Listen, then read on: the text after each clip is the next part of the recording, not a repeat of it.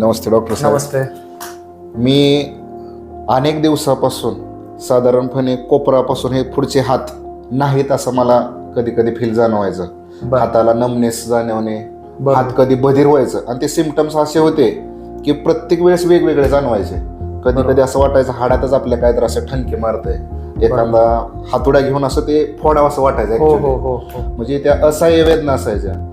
आणि झोपेतून उठल्यानंतर हा प्रकार जास्त जाणवायचा.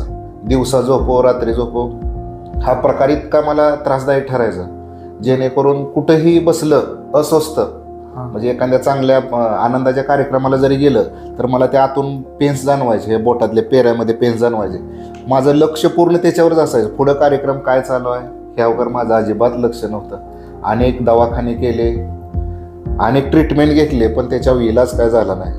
शेवटी देवाने तुमचा मार्ग दाखवला आणि खरोखर एक आदर्श ट्रीटमेंट मला मिळून गेली आणि 2 वर्षात आता एकदाही मला त्यातला एकही सिम्पटम जाणवलेला नाही.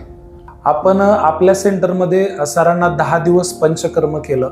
त्यांचं स्नेहन, स्वेदन, विरेचन, बस्तीकर्म, वेगवेगळ्या पद्धतीने फिजिओथेरपीच्या मशीन आपण त्यांना लावल्या आणि त्याच्यानंतर आज ह्या 2 वर्षामध्ये म्हणजे त्यांना ट्रीटमेंट करून 2 वर्ष झालं तरी त्यांना परत कधी त्रास झाला नाही. याचा अर्थ तो आजार पूर्णपणे समूळ नष्ट झाला असं म्हटलं तरी काय वावगं ठरणार नाही. निश्चित 100%. तर आपल्याकडे अनेक प्रकारच्या आजारांवरती आपण उपचार करतो.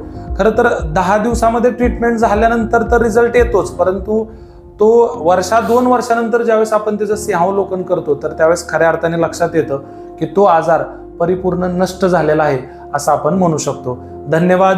रामकृष्ण हरी सर. रामकृष्ण हरी.